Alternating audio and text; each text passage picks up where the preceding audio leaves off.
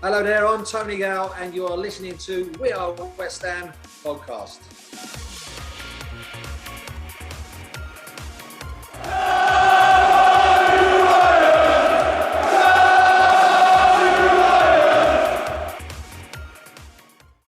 You are listening to the We Are West Ham podcast, and West Ham United have got 6 points from 6. That huge you at the beginning, which I know you all love, was because we've thrashed Burnley 1-0 and smashed West Bromwich Albion by 2-1. We are recording this podcast just after that glorious victory against Big Sam Allardyce's men at the London Stadium. Robert Snodgrass watching on from the stadium. I'm pretty certain that I saw him cheer as Antonio stabbed home the winner. Absolutely wonderful to see Big Sam looking all glum and close to tears on the sideline. What a team we are. 7th in the Premier League, just 5 points off of league leaders Manchester United, and we are above Chelsea. Surely we're going to finish in the Champions League this season, and elite tournament as the Champions League is. I am joined by 2 elite friends, elite podcasters and elite blokes, James Jones and Tom Edwards. Jonesy, wonderful to see you again. We've said it before, we'll say it again. We are massive. Yeah, I think start planning the title party, boys. We're in amongst it all, and it feels great. And my heart's only just stopped racing after Conor Gallagher went down in the area that last minute. A little cheat, tried to buy himself a penalty, didn't he? And soon as the referee blew that whistle, I thought, oh no, here we go again. But yeah, 6 points this week, and 7th in the league, and happy days, boys. Happy days. It's quite something. It's a bit annoying though. You sort of think, obviously, 4 wins on the bounce or whatever now, and then you look after the game, you're like, oh, it must be top. And it's like 7th, flipping out. Come 7th in 2015-16.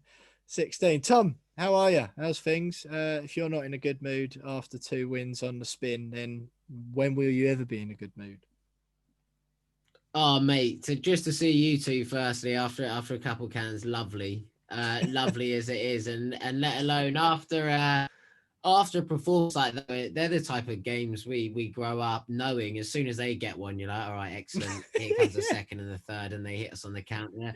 You know what I mean? And to come through those type of games, that makes it more. It's for me. I get more enjoyment out of those wins than almost the Everton wins, because you just don't. I expect that one less, because they're the type of team we really struggle against. So what a Tuesday night it is, because that's our big problem. It's been our Achilles heel under Pellegrini and Moyes, breaking down teams like that. So fair play to us, and we absolutely deserved it in the end. So what a day, lovely day. Yeah, totally. You've hit the nail on the head there, Tom. I think with then you almost go into them not expecting to win them. And I think, yeah, you're totally right. It's so good this season, going into home games against like teams who you traditionally say you should beat on paper or whatever, and actually beating them. You're totally right. And I think tonight as well, we were dominant, had all the ball. Their goal came from nothing, poor defending, but absolutely brilliant stuff. Jonesy, you're adjusting your hair there, mate. Is everything all right on the aesthetic front for those who watch this show on YouTube? No, I mean, the quicker the barber's open, the better, mate, if I'm honest. Every day, every morning this week, I've woken up, had a shower, blow dried my hair, and just took one look in the mirror and just gone, what an absolute state. I mean, for those that are watching on YouTube, it's getting a little bit precarious, and I'm very, very close to giving in, because my missus is desperate to cut it. And after the job she did in the first lockdown, I'm very, very reluctant, but I'm very, very close to just going, go on in, here's the clippers. Now, I'm not sure if this reference here is going to go over Tom's head and under yours, James, age-wise, but you do look a bit Johnny Bravo-esque, I must admit, right now. Yeah, no, I Johnny do. Bravo. I do. Just a little bit blonder, and I would be Johnny Bravo. So the quiff's the same size, isn't it? Vertical. Yeah. Well, look, lads, we've got loads to cover on tonight's show, so we better get into it quickly. We'll do the Burnley and West Brom review in this first section, just for a change, because we've got loads to cram in. So just a quick rundown of what is coming up on the show. We'll do the housekeeping. in a minute. As usual, we'll review the Burnley game briefly, the West Brom game in a bit more detail. We'll announce the winner for the New Year shirt giveaway. And what we're actually going to do, it's going to be really exciting because we've narrowed it down to 3. We've picked 3 names out of the hat. There's 3 finalists, and I'm going to leave it to James and Tom to do the picking. They don't know the 3 left. They don't know the system yet, but I'll reveal all when we get to that at the end of this introduction segment. And someone of you lucky listeners is winning a West Ham shirt from this season for free. We'll do a brief rundown on the transfers, but that will be brief because, as any of you who've listened to this podcast know, I don't like transfers. I especially don't like West Ham transfers because we never actually do any. So we'll do that very briefly. We have actually put in an offer for a player that will, of course, get rejected because it's miles under his actual value. Then we have got one of the greatest interviews I think we've ever had on this podcast. We've got Kieran Maguire, the host of the Price of Football podcast. He's a football finance expert. Me and Tom spoke to him earlier in the day on Tuesday. So you don't hear from Jonesy, but it doesn't matter what me, Tom, or Jonesy have got to say, because the stuff Kieran has got to say on David Gold, David Sullivan and Karen Brady and the finances of the club, the way things are done, the transfers, it is a real eye-opener, and he really gives some good insight into why those 4 directors were recently appointed. All friends and family of David Gold, David Sullivan and Kieran Maguire.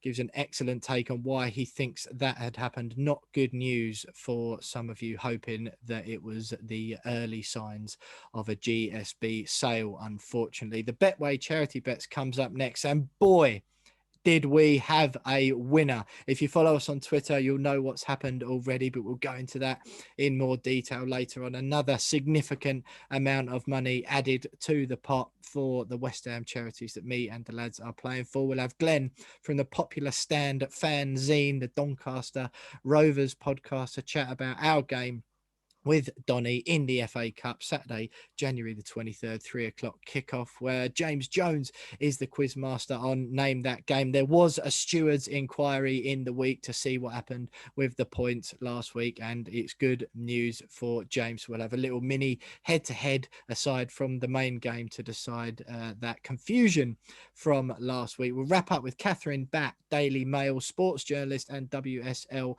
expert for the West Ham women section. We'll have some brief Fantasy Premier League updates on the end as we're midway through a double game week at the moment, and then we'll say goodbye and remind you to follow us on Twitter and Instagram and review, etc., as we do already. So lads, loads coming up in the show tonight. Housekeeping is first, as I said. Do follow us on Twitter, please, at @WeAre_West Ham. Subscribe to our YouTube channel. The link to that is in the podcast description. So just scroll up on your podcast and you'll find the link to our YouTube. You know, it'd be really nice this week, actually, if you hear all this and go, hurry up, we'll get through this. I want to get to the good stuff. Can you actually go and subscribe to the YouTube this week? Just consider it as that I'm asking you, just as a favor. It won't take too much time out of your day. So that would be nice. Scroll down to the podcast description, subscribe to our YouTube channel, the Twitter, like I said, and leave us a review if you haven't already. We had loads in the week as part of the competition. But if you just want to leave us a review, say some nice words, that will be great. James Jones, the Burnley review we were going to do first, but I've changed my mind. I thought, no, we'll go with West Brom. West Brom's fresh in the mind. Burnley is old news now. It's one win at a time. We're a winning machine football club. West Bromwich Albion just finished. You're obviously still buzzing from it. Thoughts? Just as well, mate, because I can barely remember the Burnley game after, it, 4 days ago? I had to Google it a minute ago to just remember what happened. But no, the West Brom game has just finished. It looked very much like it was going to end up like a lot of our home games this season, where we've huffed and puffed, and it's either not been enough or we've struggled to get a result. But I thought even though we had to wait until just after the hour to get the second goal, I thought it was a very good performance. I don't think West Brom threatened us that much. They did have that chance for Furlong to equalise, I think, not long after Antonio had scored. But other than that, I thought it was a very good performance. Not our best by any means, but a good home performance. lovely 3 points. And I've just seen that as I speak, Chelsea are losing, which means that tonight we could stay in 7th as things stand. So yeah, good performance all round. Good to see Bowen on the score sheet. Antonio's back. It's just been a really, really good week, isn't it, lads? And yeah, hopefully it continues. Amazing what you can do with a centre forward who actually tries and wants to score goals for your team, isn't it, Jonesy? Yeah, there, but absolutely. Tom, obviously Jared Bowen got the opener with a fantastic chested effort from mere yards out. Vladimir Kufal proving once again that he is a football genius with a nice little cross. The Pereira goal, bad defending, that was annoying. Just let him run and then shoot. Albeit it was a good finish for sure. But yeah, just so nice to see us come back, and like you said, you've hit the nail on the head already, Tom. Not just that's it, game over. It's just so nice to go, no, we're the better team here. All right, we've had a setback, but we're going again because we are better and we will score again. It's exactly that. And a moment what we're saying, a moment which I remember is about the 58th, 59th, 60th minute, and they just equalise and the ball goes out, and the ball goes out of play, and Moyes and Pearce are running to get the ball, throwing it back at Cresswell, intensity, desire to win, knowing that we're the better side and actually believing that we can go for it. I mean, I'm a big fan of Ben Rama. The change for Yarmolenko is absolutely the right thing to do in the end. He provided that bit of heart, that bit of bollocks to make that happen with that big header at the back post. He showed a bit of quality, and he made the right call. It's a big call. Every West Ham fan loves Ben Rama, and we know he's a good player, but it was a good call at a big moment, and he did it early enough to give him a chance to impact the game. And exactly what we've said, we dominated the game from start to finish. It's a good finish from the bloke. I mean, it's poor defending, but he's hit it from 25 yards very sweetly. I mean, that's not going to go in every week. Yeah. Other than that, I can't really remember a chance. We're against a side like that. You're never going to get 5 or 6 golden chances and break them from the halfway line and have one-on-ones. That's not the side they are. They're never going to give you that because of how deep they sit. So we created enough chances and looked really positive, and having Antonio is a real difference maker. I think however much money we had this window, if we were going to spend 50 million on a striker, I don't think we'd get anyone more suited to us than Antonio. So we've got to wrap him up in cotton wool and make sure that we use his minutes very wisely, and particularly against a side like Doncaster who doesn't come on, because he's the man who can really actually fire us to Europe and cause teams all sorts of problems which no one else will be able to deal with. Yeah, I think the moment of that game was when he was running up the pitch and someone bounced off of him and landed a full 60 yards away from where he'd actually hit him. It's hilarious. If anything sums up what he's about, it's that, isn't it? Just marauding up the pitch. Nice little touch, and then someone tries to tackle him. Doink, no thank you. See you later. Jonesy, what was, again, I sort of feel fair enough with the defending. I don't want to be too hard on it because it was a bit sloppy, but ultimately we were the better team. And if that was a 4-1 game, that wouldn't have been harsh on West Brom, would it? No. I mean, just looking at the stats, we had 3 times the amount of shots on goal. Or just run through those, mate. How many did we? What's the stats? The big ones that stand out. I actually lied there. It was just over twice the amount of shots on goal, not 3 times. But we had 14 shots to their 6. We had 6 on target to their 2, and we had 60% possession. Pass actually was a lot better. So yeah, it probably could have been 3 or 4-1 potentially on another day. But I mean, that has been the story of our season, isn't it? We haven't come out of a game going, we haven't lacked creativity, we haven't created enough chances. But every single game we're creating enough chances. It's just converting them that in the end has been a bit of an issue. But at the same time, we are still grinding out the results. So yeah, I think it's a bit disappointing that we've lost our little clean sheet record, and Craig Dawson, no longer has a spotless record as a West Ham player. But he's hit it from 25 yards, as Tom said. They don't go in every week. He's hit it well. Yeah, we should have closed him down, but I would have been more annoyed if it was a scrappy goal from a corner or something and gone off of someone's arse or something. So it is what it is. Yeah, I think you're right. I always say that whenever you get into a situation, with defending, I think as long as you make the striker or whoever it is do something good to score, then I think you've done your job, haven't you? And like you say, you have made him do something good. We could have shut him down more. I do think so. But if he's still, like you said, he's pinged it in from 25 yards. It's one of those where your position is wrong and you let him in for a tap in. That's the sort of thing that annoys me.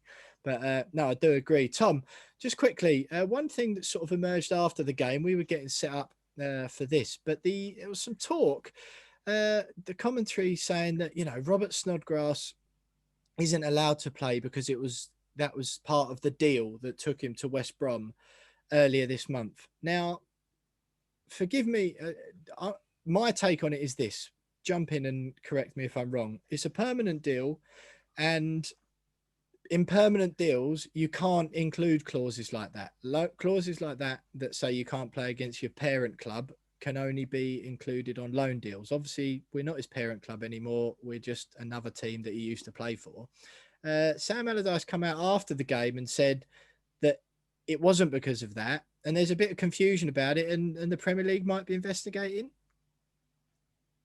Yeah, so basically when it came out in all the predicted lineups from all reputable journalists and everyone suggested Snodgrass would play. And later on, obviously today, Snodgrass wasn't involved at all in the matchday squad and he was sat up in the stands.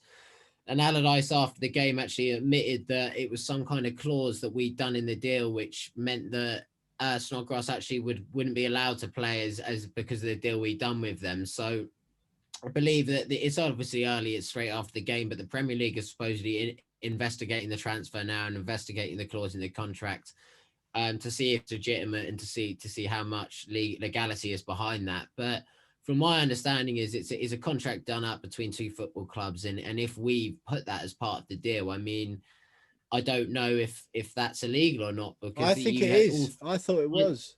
But so I think so. Whether or not what retrospectively might happen, who knows? But I think what the problem might be from the West Brom side of the camp is how late they knew that was actually a thing that they'd have to abide by. So they may well have planned all week with him in the side, and then their owners tapped Allardyce on the shoulder this morning and said, look, the Sullivans were going to make us pay 5 million if he played this game, type of thing, or whatnot. So maybe leave him out. So no one actually knows right now the actual intricacies of it, quite literally. But Allardyce effectively came out and admitted that there was some kind of thing which prevented him from playing Snodgrass today. Obviously, we all know he played against Wolves for them and was a big factor in their win.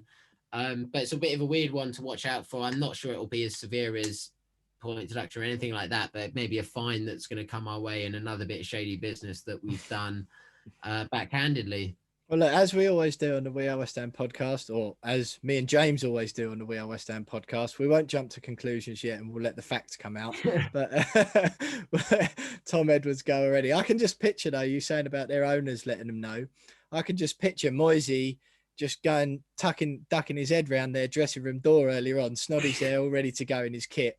And Moyes has just gone, no, you won't be playing him today. Just whacking a bit of paper. Yeah, whacking a bit of paper down on the desk in the middle where all the oranges and water bottles are. Sorry, Big Sam. Bye-bye. Yeah. Sorry, Jonesy, I interrupted. No, I was going to say, I mean, I wouldn't be surprised if it came out that it was some kind of like gentleman's agreement between the two clubs, like just away from the, the pen and paper and the contract. Just, you know what, you can have him. And I'm pretty sure the Premier League can't.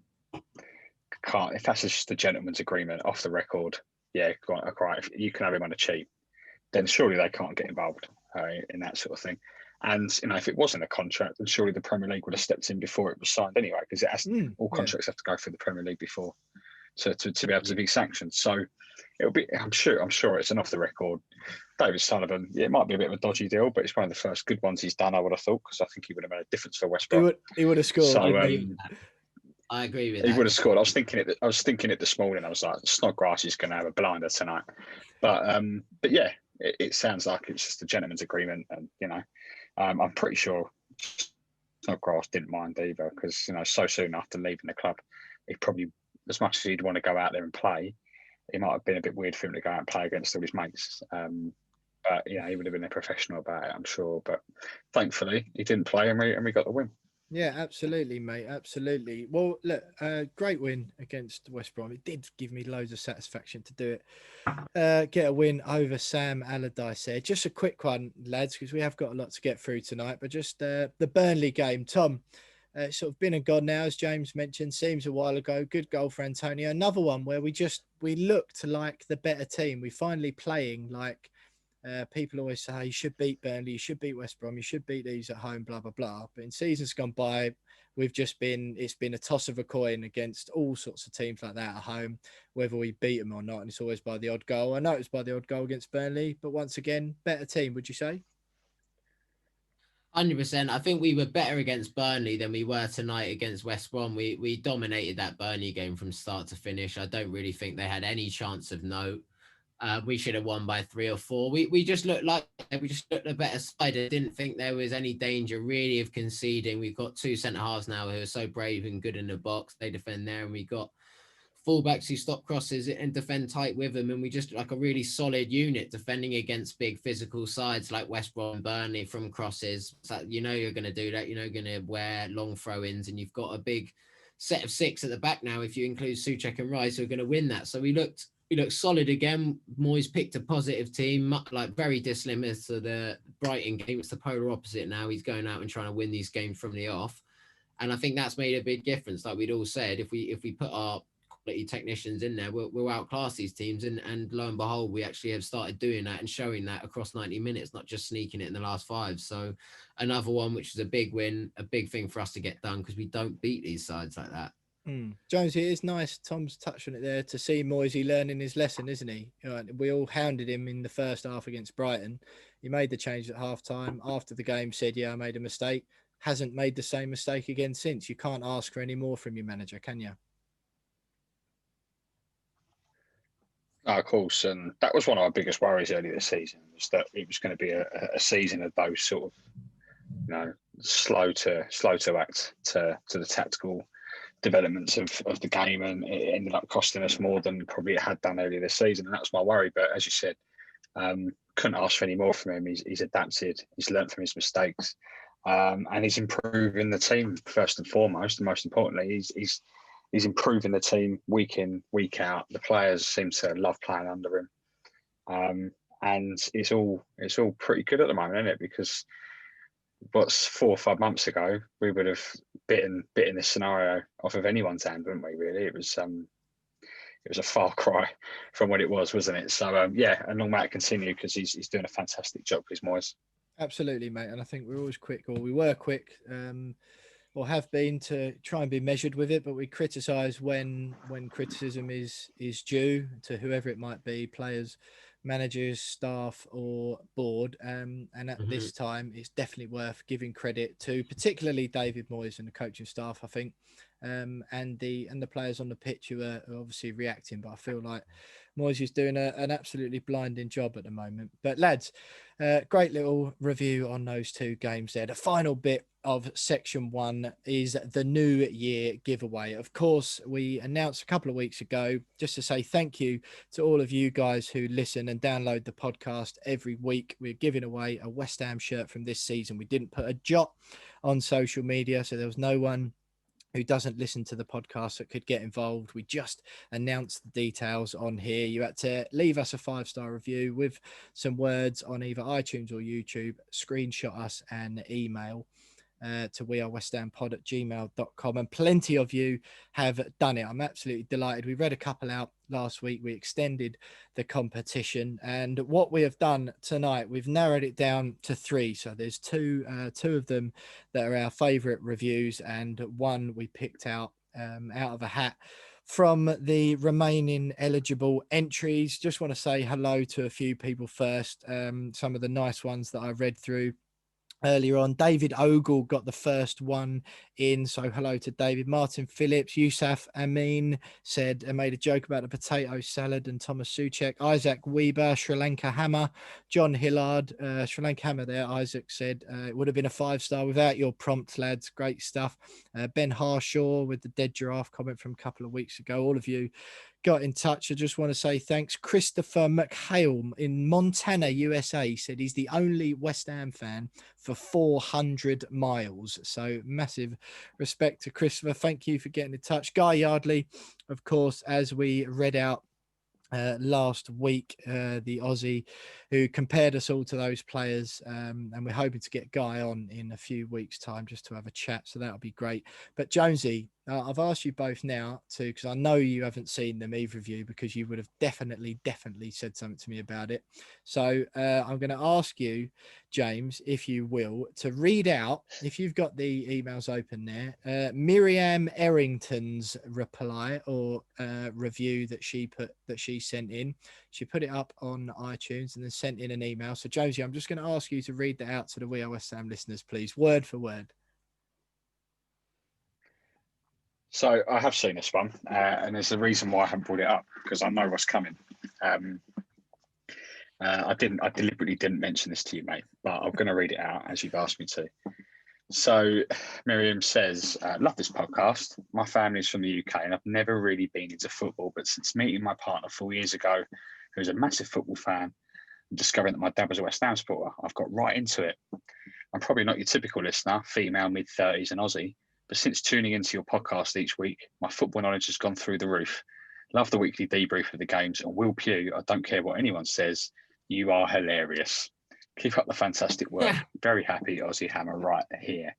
I mean, when I read that, I opened up the email last week sometime, and I read that, and I was like, that sounds like it could be a long-lost cousin of Will, from Will Pugh, who lives in Australia. Is there any relation, any dodgy David Sullivan type deals going on beyond a little gentleman's agreement or something?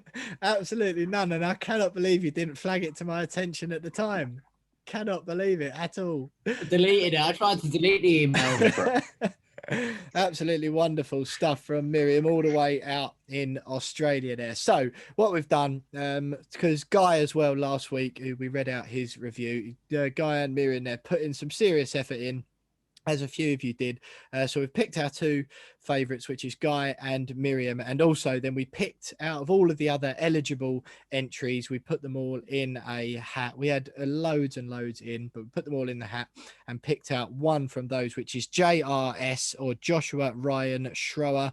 He emailed in a nice review. He said he hasn't got iTunes or an iPhone, but he left us a nice review on our YouTube channel, which is brilliant. So the final three are Miriam from Australia, Guy from Australia, and Josh Ryan Schroer, who is from the UK, I believe. They're the final three. So I have got in front of me on my piece of paper, I've assigned each one of those a number. James and Tom do not know what those numbers are. So I'm going to ask you both. James first, just give me a number between 1 and 3, please. 2. Okay, James says 2. So that has got rid of Guy Yardley. Unfortunately, Guy, you have missed out there because James has eliminated you. I'd never do that to you, Guy. I would never do that to you, Guy. Know that, yeah? Well, Tom, it's your Sorry, Guy. It's your turn. Sorry, now. Guy. It's your turn now, Tom, to choose between number 1 and number 3. And to be clear, the number you pick now will be eliminated from the competition, leaving us at one winner left. So, Tom, please tell me a number between 1 and 3, and this is the person that you don't want to win. 1. Number 1. Number 1. That is Joshua Ryan Schroer, who is out. So the Will Pugh lover Miriam wins the West Ham shirt for this season. And I swear to you, everyone at home and Tom and James, that was not a fix. I'll hold up my piece of paper here to the camera. But congratulations, Miriam Errington from Australia. You have won the We Are West Ham. Not the We Are West Ham shirt, the West Ham United replica shirt. But Guy, we will send you some bits out as well because you put a lot of effort in.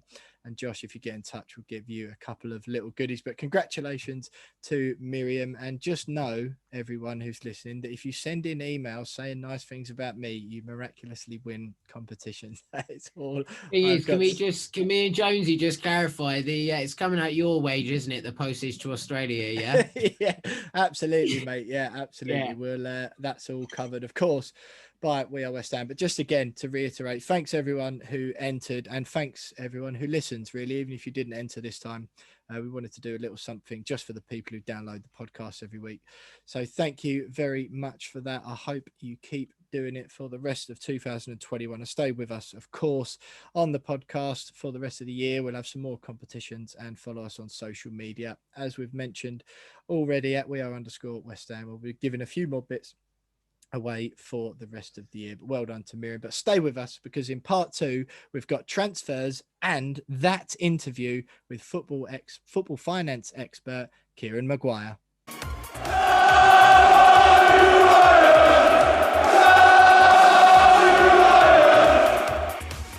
So you are still listening to the We Are West Ham podcast. That was a packed introductory segment, was it not? Miriam Errington from Australia winning the replica West Ham shirt for this season. So do drop us a line with your address, Miriam, and we'll get that out in the post to you as soon as possible. Lads, as I said at the beginning of the podcast, we're on to the transfer section now, just briefly at the beginning of part 2, before we hear from football finance expert and the host of the Price of Football podcast, Kieran Maguire. Tom, you're the We Are West Ham transfer guru. You know I hate transfers. You know I hate transfer windows and pre-transfer windows. Anything involving transfers, I hate it, unless we're selling Sebastian Haller or Felipe Anderson. What are you saying?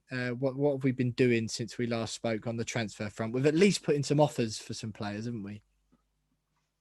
Yeah, so basically it's typical West Ham. We've gone the scattergun approach. I think something happened with Odebeko as well. He wasn't involved in the squad tonight, so it literally means we had one striker. So I think this week the club have gone out and gone a bit scattergun. So they put a bid in for Boulaye Dia, which is apparently, as always, a bit short. They put a bid in for Youssef El Yazari at Seville, who's got good pedigree. He's a Moroccan striker. He's a big hold-up man. He's not quite as mobile as what I thought we'd be looking to get, but good striker. He's young, good age, good profile. But I think we're about 9 million off the evaluation that Seville has. That's another one which won't get done. What's the rough figures around that then, Tom? So it's about, we put in a bid supposedly around the 20 million mark, and they're looking closer to about 27, 28, 29 million to sort of prize him away. And he's played Champions League football and stuff. So I can't see that one coming to fruition. A one which has just broken is Real Sociedad left winger. He's played for Spain. Mikel Oyarzabal. I don't really know how to say it, but he's a talented player, but yet again, I think that's a £30 million mark. So all of these seem a bit ambitious and a bit scattergun. Boulaye Dia seems to be the one who's leading the way for all the West Ham scouts at the minute. He's the guy who's leading the goal-scoring ranks with Mbappe out in France in Ligue 1. That's playing a good for accent. Stade Reims, so I think... I like that. Exactly, there it is. Yeah, it comes out. But yeah, I think it's just scattergun approach. I think we must have panicked a bit and just sort of started throwing bids out for everyone and anyone in Europe. But it looks like we will get someone through the doors. I think this panic shows at least that they're very determined to get someone in. So I'd be surprised if we're just left with Antonio come the end of the window. It's just a matter of who at this time. Yeah, of course, mate. Of course, I think that's huge, isn't it? I think with West Ham, you've got no choice but to just wait until it's done, until they're there holding the shirt up with their name on the back saying it's done. I always found it a little bit baffling or hard to get excited by potential transfers. It's just like, I don't care until they've got their name on the back of a West Ham shirt. Jonesy, I was reminded earlier in this week, actually, by my girlfriend who listened back to last week's podcast. And she asked me quite innocently the other day, she said, have West Ham signed a striker yet then? I said, no, they haven't. No, not yet. I was a little bit surprised, but she likes to listen to the pod every now and then, keeps up with the West Ham scores and is always happy when we win. And I said, no. Why is that? Like, what have you been reading up or what? She said, no. I was just wondering if James is going to be allowed to moan at the beginning of February. At least someone listens to me, and at least I'm put to sleep either. So great. I don't know. Will you be moaning at the beginning of February? Do you think? I think I will be. I'm moaning now. That is true. Because it frustrates me that, like, so Tom's just said there, like, some of you start panic bidding. Oh, Christ, we've got 10 days before the window. We better start throwing money at all these random players. And It just seems desperate all of a sudden. And why haven't they been looking at these players months ago, going, right, okay, well, there's a chance that Haller might go because David Moyes doesn't particularly want him at the club or doesn't like him, doesn't suit the style of play. So we're going to look to ship him out, which means we're going to have to get someone in. They should have been doing this ages ago, and then suddenly 2 weeks before the window, they start just chucking bids out. And obviously, they're nowhere near what the club's going to want, because obviously in January you need to overpay a little bit because no one wants to sell their best players in the middle of a season. So that's the thing that's annoying me. I probably will be moaning regardless of whether we sign someone or not, just because it still reeks of complete, just no planning involved. There's no structure to our approach to any transfer window. The only thing that's stopping me from moaning even more is the fact that we're doing quite well this season, to be fair. Yeah. So, but yeah, we'll see. We'll see in a couple of weeks. Absolutely, mate. Again, totally back, total dereliction of duty if we finish January with just Mikel Antonio as a striker. Absolutely ridiculous if we do that, and we'll hold the money till then. But look, I'm delighted to say that next up we've got Kieran Maguire, as I've mentioned already, the host of the extremely popular and extremely informative Price of Football podcast. He's a football finance expert. He asked us not to call him that beforehand, because he's too humble, but he really knows his stuff. And me and Tom spoke to him earlier today on Tuesday and asked him questions from Sebastian Haller and that transfer, the way it was made up, and instalment payments, how they tend to work with clubs. And he's got some really detailed figures on exactly how much money West Ham owed to other clubs, and you will be shocked by the amount, tens and tens of millions of pounds we still owe out to other clubs in instalments, and that is coming up next. And if you listen, there's loads of stuff. GSB out. It's just really, really entertaining. I'm building it up because I've already done it. So yeah, that's coming up literally right now.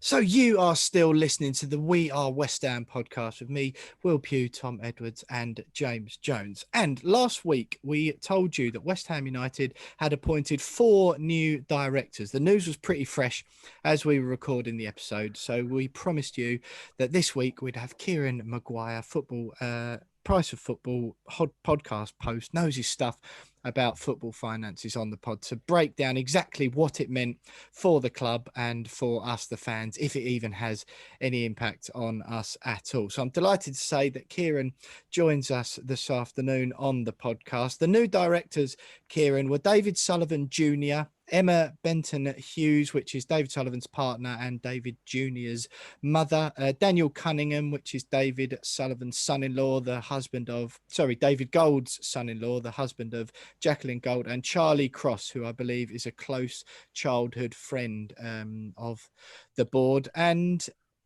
what did you make of it initially when you heard the news come out? What were your initial thoughts?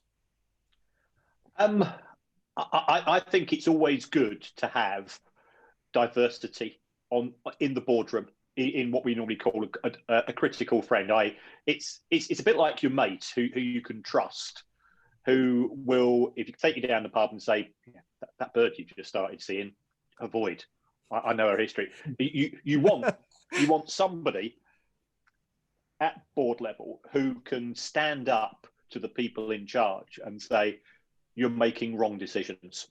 And therefore, independent directors are really good, especially if they can bring new skills. What we've got at West Ham is keeping it in the family. And David Gold and David Sullivan, ultimately, it's their company and they're entitled to appoint whichever directors they want. I think you as fans, you probably judge and assess the directors on the quality of the decisions that they've made on behalf of the club. Do you think, as fans, that somebody's partner, mum,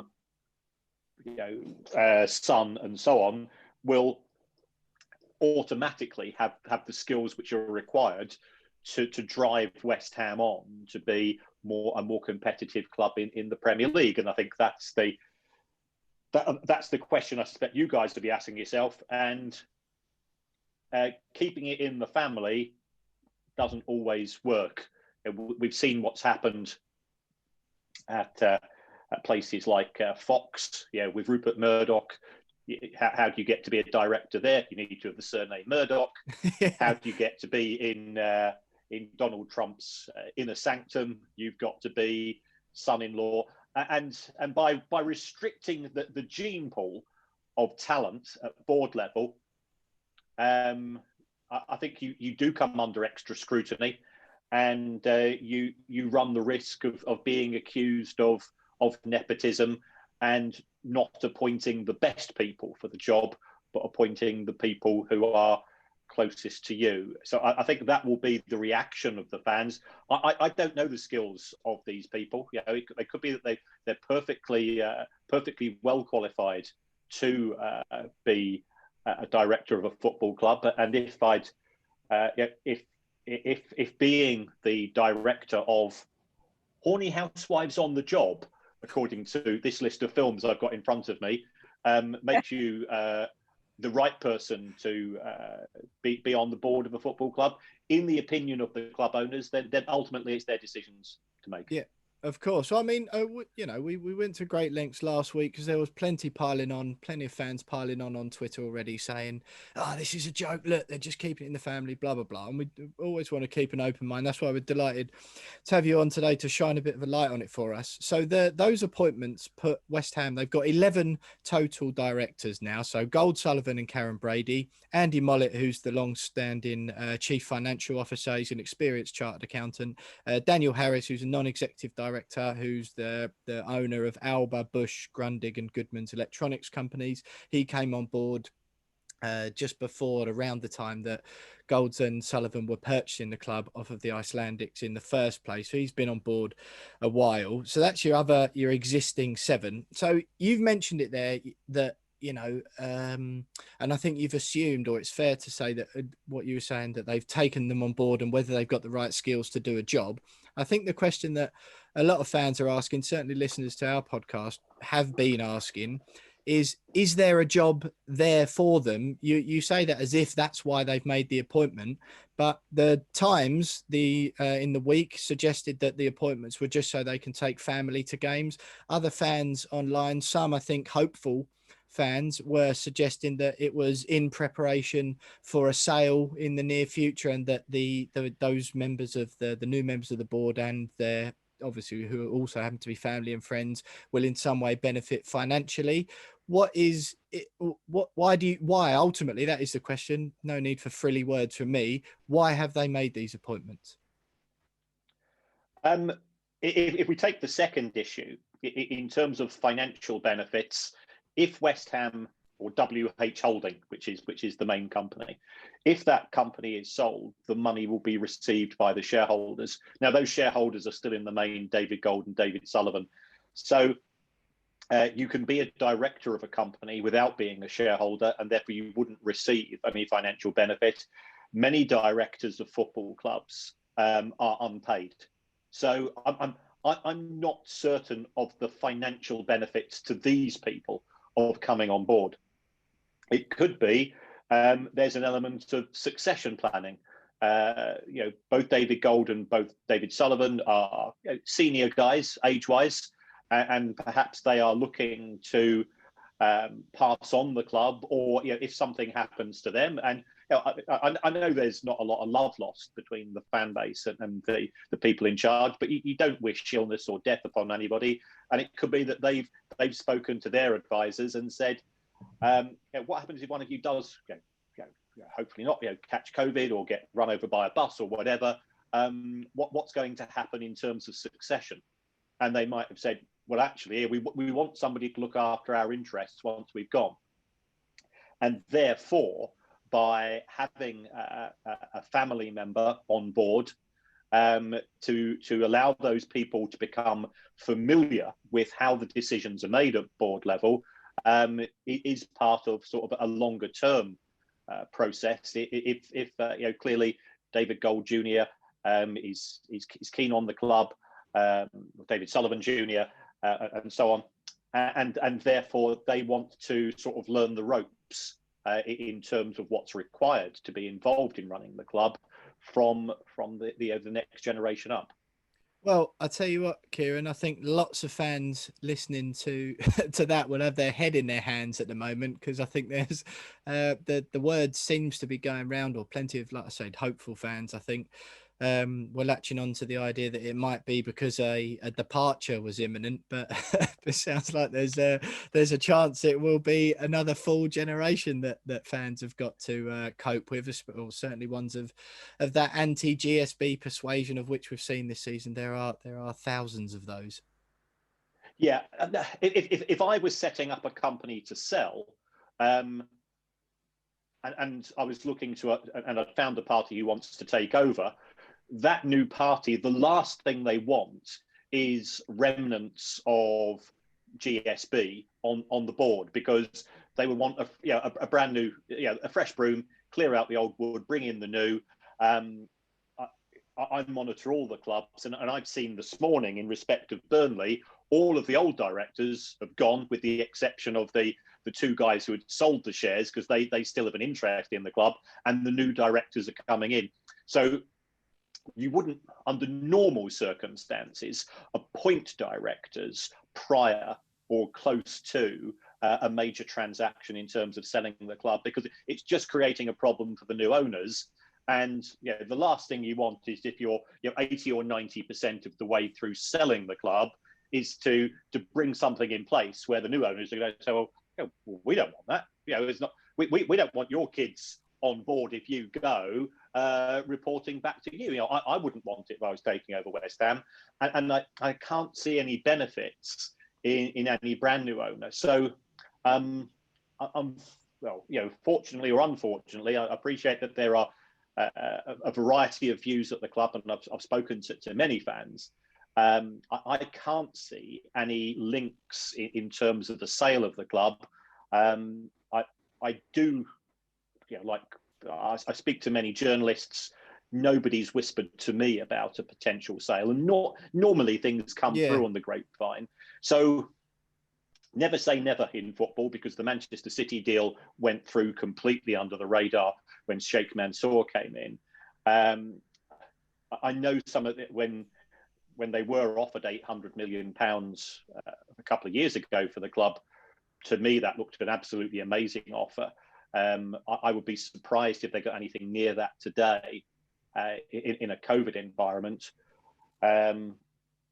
So I can't see the logic in having lots of family connections on board if you're looking to sell. Because the first thing that the new people want to do is that they'll want their own chief executive in, they'll want probably their own finance director, they'll want their own commercial director, and things of that nature. So to have a board of 11, I think it could be more linked to the tickets. My understanding is that when you go to an away game, you're entitled to up to 10 tickets in the boardroom. So if they've got 11, the chances are that most of the clan could therefore go to away matches in future. It could be something as simple as people from the family want to see the matches they can't do in a COVID environment, but if they're board members, they can. So it could be something as benign and simple as that.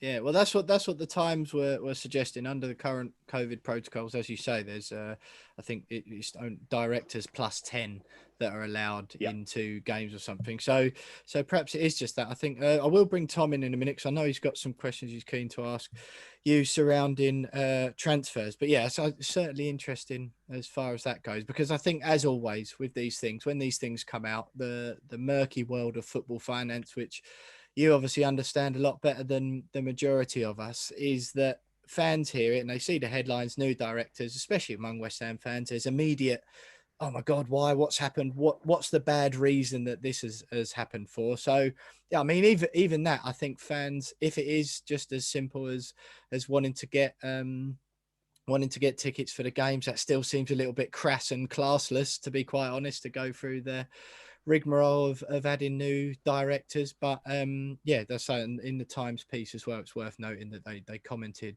they contacted West Ham, who refused to comment on the story. So I know Tom wants to ask you about some transfers. I think I'll kick us off before Tom takes the mantle off me with the Sebastian Haller one. Obviously sold to Ajax earlier in the month for a deal believed to be worth between 20 and 25 million. Haller originally signed for the club for 45.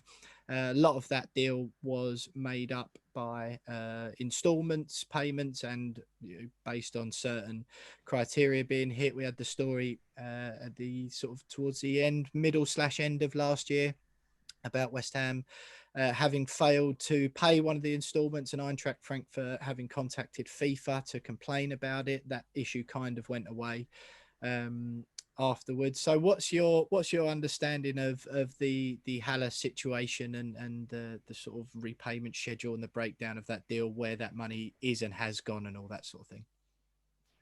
Well, as far as Eintracht Frankfurt are concerned, they are still looking to have the closure of the deal at their end. Now, a lot will depend upon the nature of the paperwork, and normally in a transfer, if there are outstanding instalments due, because paying in instalments is the way forwards. Yeah, it's the way that modern transfers are taking place, because they're not for 50 or 60 grand anymore. We are talking millions of pounds.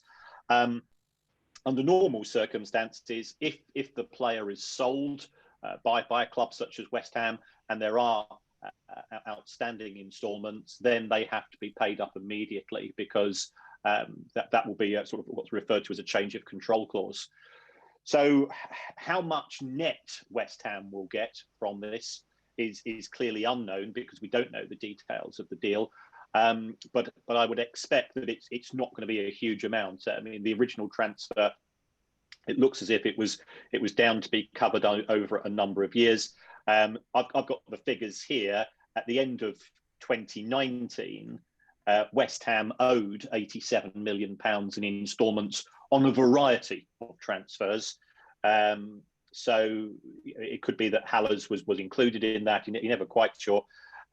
Because it all depends on when he came in 2019-20. So West Ham did owe quite a lot of money, and therefore it looks as if they had got into the habit of buying players on credit, because as recently as 2015 they only owed 23 million to other clubs at the end of the year. That had gone from 23 to 87 in 4 years. So they were buying players. I know that fans are unhappy about West Ham's commitment in terms of the transfer market. They were buying players, but they were buying them on credit. And if you sell something which you've previously bought on credit, normally the creditor will turn around to you and say, right, well, you just sold it. There's some outstanding installments. You've got to pay us up immediately. That's the standard way. Yeah, without seeing an individual contract, I really can't comment any further in terms of the intricacies. But I don't think West Ham will have ended up with very much cash, because by Ajax's standards, 20 to 25 million pounds spend is a lot of money in the context of Dutch football. Kieran, looking at another transfer which we've done recently is the Said Benrahma one, and I'm wondering how much is that affecting our current budget, because obviously we've got him an initial loan, and then there's supposedly a £30 million payment depending on, I think it's a health problem, his lung. So obviously that looks like that's coming out the budget, and we've got a seemingly reluctance to go out and spend money. How much of that is due to the fact that that is something which is going to be taken out our budget eventually, or is it just a matter of fact that COVID's hit us and we don't have the money to spend, or is it because our budget's taken up elsewhere? Well, when you're doing a budget, you look at cash flow. So, how much ultimately you're going to pay is irrelevant. Is how much are you committed to be paying out over the course of the next 6 months, the next 12 months, next 18 months, and so on. So you'd normally look at it in sort of 6-month chunks from a transfer perspective, because transfer payments, especially when they are instalment based, are normally on an annual basis. My concern looking at West Ham's figures, as I've already mentioned to you, they already owed 87 million at the end of 2019, and that's before you sign a player for that particular season. So from a cash flow point of view, I think West Ham were finding it quite challenging. The money that was being generated at the London Stadium wasn't probably as much as you were expecting. I think when I've spoken to other West Ham fans, they said, well, we love the bowling ground because it was part of our history and heritage and upbringing, and that's why part of the reason we love the club. We will take on board that we're going to generate a lot more money from moving to the London Stadium because clearly its capacity was a lot bigger. That didn't materialise. In 2015, West Ham made 20 million from ticket sales. By the time you got to 2019, it was 27. You compare that to the TV money, it's not really significant. So the club will have lost that. There was an issue with the shirt sleeve sponsor that went into administration Bassett and Gold last season. So Bassett and Gold, that's right. Whether there was any money outstanding, there wasn't. I remember it from the time. That was all paid up. Yeah. Okay, good. And then of course there's the TV money. Now we know that the TV money rebate for the Premier League as a whole is estimated to be around about 350, 360 million pounds. So that works out, if you split it evenly, and of course the clubs are arguing as to how it should be split, that works out as 18 million pounds per club. I believe that's being spread over 3 seasons. So that's 6 million pounds each season. So that's 6 million pounds out of your budget. And that's 2 players' wages realistically. Yeah, for a club Kieran, like West Ham. Just quickly. Sorry, go on. No, that was it really. So the club is down 27 million in terms of match day, another 6 or 7 in terms of broadcast. We've got the collapse of the Chinese TV deal, which is probably worth, realistically, perhaps 5 to 10 million pounds per club. West Ham are down in my book, somewhere in the region of about 40 million quid as a result of COVID and sort of COVID-related issues. In that period, in the period since from the original COVID, or in the last year? I would say over a 12-month period, it's probably costing West Ham around about 40 million quid. So based on that, Kieran, just quickly, because I know Tom wanted to ask you about Grady D and Garner, but on those figures there, because I think what fans will like to hear, and certainly what I was thinking as you're asking those questions, is the £87 million West Ham owed out at the end of 2019. You said that was, didn't you? Yeah. So the 87 summer 2019. Okay, cool. So summer 2019, I guess that's when the last set of accounts ran up to. But if they owed 87 million quid then, how does that compare to all the other Premier League teams, first of all? And the losses you mentioned there, the same question, the 40 million quid, how do they both compare? Because when fans hear these numbers from their own club, there's often very little context to them. So, because if all Premier League clubs are down 40 million quid, then it's still an even market, isn't it? And it can't and shouldn't perhaps be used as an excuse. It would make sense why transfer fees might come down, but if all clubs are still singing off the door, they're all in the same boat, then it is what it is. So how do those two figures compare with other Prem clubs? Compared to the big 6, it's quite a bit less. Spurs, since moving to the new stadium, they were due to make around about 120 million from ticket sales this season, which is scarily good. I mean, I know there's no love between West Ham and Spurs, but what Spurs did financially was really smart. So Spurs, Arsenal, the big 6 clubs have been hit hard because they actually play more fixtures than West Ham because they have qualified for Europe, and the Champions League is really lucrative. If you're hosting Barcelona, Bayern, PSG, and so on, A, you're charging top dollar for ticket prices, and B, your commercial department is just rubbing its hands together because the hospitality packages, you can effectively name your own price. So those clubs have been hit hard. I think what we've got to look at is who really should we be comparing West Ham to? And I would say, Leicester, Wolves, Everton, Newcastle. Yeah, Totally I think agree. Totally agree. Yeah, that's your peer group. Those clubs have been hit broadly the same, perhaps a little bit less. I mean, West Ham certainly generate more match day income than Everton and Leicester by about sort of £7 or £8 million. So West Ham have been hit slightly harder than those clubs, but those clubs have actually themselves been quite cautious. Leicester didn't go out and spend big in the market. I know Wolves signed that 17-year-old lad for a lot of money, but remember they also sold players. You know, they sold their striker to Liverpool. So it was a case of one out, one in. So in the pool in which we're looking at, and again, Newcastle, Callum Wilson, was what, a £10 million signing, nothing major. So I think West Ham have been hit broadly in a similar amount.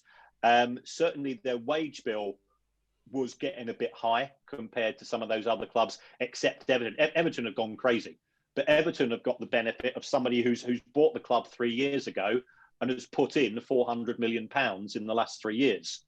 And Everton are losing 130 million quid a year, whereas West Ham's owners, and again, it gets, as a neutral, I think it's best if I don't express an opinion on them. They've not been putting money into the club, although the club has been spending money. If you take a look at West Ham's wage bill, it has gone up. It's gone up from £95 million in 2017 to 136. So the money's been spent. I think you as fans are probably the best people who are qualified to talk about the quality of the quality of the money's spend. being spent. West Ham's average wage has gone up from 33 grand a week in 2015 to 63 grand a week in 2019. Now, if you're getting an extra 30 grand a week benefit in terms of what you're seeing on the park, that's fine. But I suspect, again, I know West Ham fans. I've got family who support West Ham. They think, well, the money's been wasted rather than the money's not necessarily been spent. Yeah. Kieran, another one I wanted to ask you about in the transfer market was this summer we sold Grady Diangana. Obviously, there's a lot of controversy around it for footballing reasons, but I believe we recouped somewhere around the 18 million mark. And the rhetoric coming out of the club was we'll see that reused. And yet the only thing we saw was Craig Dawson come in on loan and Ben Rama on loan, and I think 5 or so million on Soufal. And the question as a fan, you see that, and they released that statement saying we will be reinvesting this money back into the squad. Where does that money go when we haven't spent that and it's just sat there? And I believe we let go a few other players that window. I don't know how much we brought in, but it would have been north of 20 million. And we ended up spending about 5 of that. Obviously, the wages and everything build up. But as a fan, you wonder, where does that money end up going? Well, it goes on paying off your outstanding instalments that were already owed. So it's a bit like if you're at work and you get a bonus at work, you get home and the missus says, well, we owe 3 grand on the credit card. Boom, it's gone. There it is. And that's the position. So by recruiting players in recent years on credit, it meant that although I think clearly as fans, we tend to sort of focus on individual windows, West Ham had spent money, or rather West Ham had bought players in previous windows and they hadn't paid for them. So therefore that creditor was growing and growing. And it could be that the sale of Ben Rama was due to the fact that West Ham actually had some significant payments to make in the summer 2020 window. And once those had been paid, there was diddly squat left to actually invest in brand new players at what you might consider to be competitive transfer fees. Yeah, excellent. Tom, did you have one about David Moyes quickly before I just get back into a couple more nitty gritty before we let Kieran go? Yeah, Kieran, also, there's a lot of chat about David Moyes getting a contract, and I think whoever in football can see that he clearly deserves one now. But the owners have delayed that, and some fans are thinking is that because they're looking to sell again and leave it to the other owners to make that decision come the summer or whatnot. But Because it expires at the end of this season, doesn't it? Yeah. It expires at the end of this season, as does Mark Nobles, and the rumours coming out the club are both are inevitably going to sign. But is it a footballing reason or is it economical? Why we aren't offering them 2 contracts right now and just getting it done? Quite often when you are offering a new contract, it will come with some form of pay bonus. So it could be that the owners are confident that David Moyes will sign, and I think the consensus is he's done a really good job for West Ham this season. At the same time, there's not a queue of people looking to sign him up. Yeah. So therefore, it could be that they're actually quite relaxed because they don't think he's going to be poached. One of the reasons you get a manager on a long-term contract, it's that if he is doing well, the fear is he's going to go elsewhere. And it's not necessarily a problem. If you take a look at what's happened with Leeds, their manager at the end of last season didn't sign a contract until August, but everybody seemed quite relaxed, and he only signs 12-month contracts because that's the way he likes to operate. So it's not necessarily a bad thing. It just could be that the club and David Moyes, they want to get to the end of this season, assess things. It could be that based on the position that West Ham finish, it could be a really good financial year for West Ham because you get just under an extra £2 million for each additional place you're up the Premier League. So if you're up 4 or 5 places compared to last season, that's an extra 10 million quid. It could be that David Moyes and Golden Sullivan, they've already had informal discussions as to what is the budget going to be. And David Moyes says, well, or Golden Sullivan has said, let's wait till the end of the season. We can give you a more definitive answer. And we don't know does David Moyes want to carry on in management? He's made enough money. He's been a very successful manager historically. So I think there will be a lot of things. Certainly, if there was interest from prospective new buyers, then they would prefer to make that management decision themselves. But that's an inconsistency with what we've seen in the board. Why bring in lots of people? Why bring in 4 new directors if you're looking to sell the club? If I was a West Ham fan and I was trying to pin my hopes upon something to do with the sale of the club, the fact that there has been no progress in terms of the manager's contract, that would be a positive.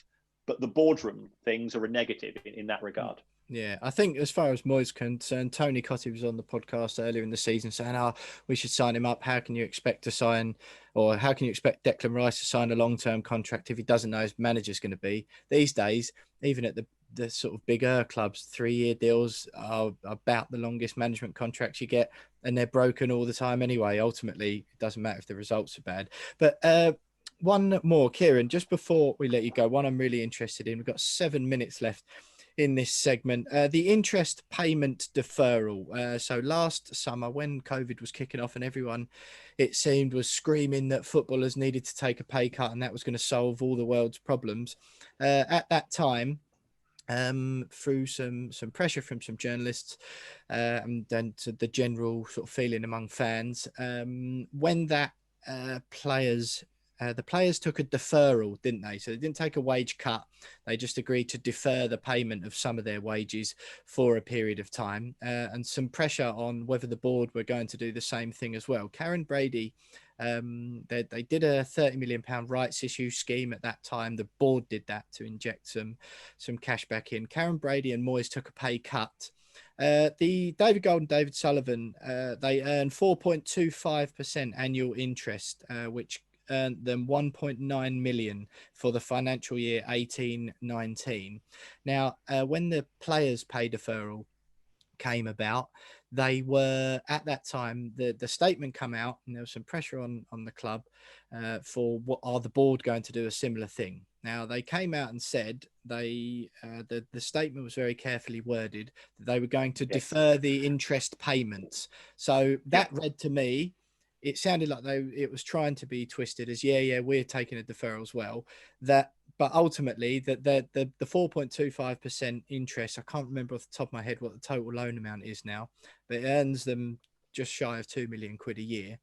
I think it's around 40 million, the loan value, but that 2 million that they're getting every year. What's your understanding of what happened with that? And is because ultimately we won't be able to tell whether it was deferred at all until the what would it be 2021 financial accounts come out, which will be a while. Yeah. So what's your understanding of that? I mean, looking historically at the loans from David Gold and David Sullivan, I think initially that they lent money at around about 6.5%, but they didn't, and it was effectively a bit like when Tony Soprano used to lend money in The Sopranos, is that you add interest to the interest, and nothing was paid for a few years, and then they took a large chunk out about 2 or 3 years ago, and it looks as if they're going to start to build up how much they are owed once again as a result of COVID considerations. So based on my figures I've got in front of me, they have earned, but the only way I can describe it, they have earned £18.7 million worth of interest since initially becoming involved, but they've only taken out around about 14 or 15. So they've never historically taken out all the interest that has been owed to them. They've effectively just left some in the pot. It looks as if they're going to continue to do that for cash flow reasons. Clearly, they're both independently wealthy of their investment in West Ham, so that they don't physically need the cash, and I suspect that the club does need the cash. West Ham has other borrowings as well as those from David Gold and David Sullivan. Those lenders are more likely to want the cash interest to be paid on the appropriate due dates. So because for those listening, again, we want a balanced view on this, which you've been brilliant at giving us so far. For those listening who think, they just do that to earn money out of it, there are reasonable questions that say, look, at plenty of other clubs, owners put money in and then just write the debts off. Is there anything stopping the board from doing that? Because again, not to jump on and say they're just doing it for the money or whatever, but when you look at the actual hard numbers, it's not like they haven't got the choice to wipe it out. And like you say, 14 million quid in interest. It seems to me, given the amount the two men are worth, David Sullivan's a billionaire, David Gold around 450 million. It seems to me such a poor PR decision to take 14 million quid out over 10 years or whatever it is, and then there's a few more quid in the bank to come if they want to. It just seems really stupid. What, like, a silly thing to do from a PR perspective. What's your take on that? We've got 3 minutes left. It does seem a bit crass to me. If we take a look at other clubs, you've got somebody such as Mike Ashley, who is loathed on Tyneside, as I'm sure you're aware. Mike Ashley has lent Newcastle United presently £111 million, interest-free. He's never taken a penny out. Now, you could argue that because he's got his lots of advertising there, but Sports Direct do pay for the advertising. Whether they pay at market rates is not for me to say. So you've got somebody as hated as Mike Ashley, who's being more generous to a club where he's got no emotional connections than David Gold and David Sullivan. So for me, I've always felt that they've been a bit silly with regards to that. It is their money. I've heard David Gold say it's cheaper than what a bank would charge. So the club is better off. Is it? Can you ratify that statement while you're on? If we take a look at the loans which have just been taken out by Southampton and Burnley, and Tottenham as well. Right. Well, let's just. I'll look at. I think Southampton and Burnley are probably more appropriate for West Ham because they both have got a risk of going down. You know, as much as you hate Spurs, they ain't going to go down. Yeah. So they both borrowed at around about 9 to 10%.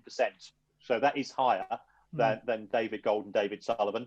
Spurs have borrowed at 2.25% and 3.75%. But the advantage of the Spurs loan is that if Spurs default, the banks get hold of Spurs Stadium. Now, if Gold and Sullivan default, then it's got to come out of their personal assets. So they get a couple of crass Rolls Royces. Yeah. Yes.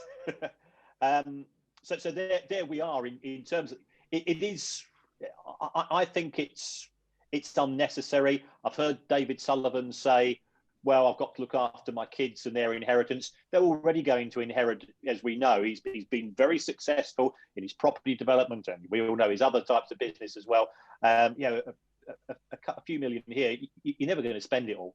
So I've never really understand that. I mean, I'm a Brighton season ticket holder. Our owners lent the club 400 million, Paul interest Barber, free.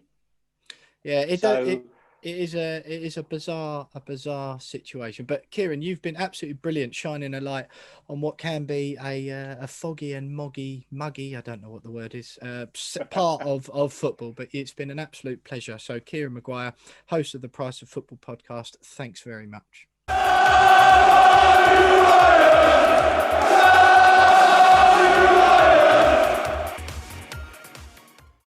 So you are still listening to the We Are West Ham podcast, and I hope you agree. What a fantastic interview that was with Kieran Maguire. Then some real insight, and me and Tom certainly found it really informative, and we hope you did too. Certainly eye-opening.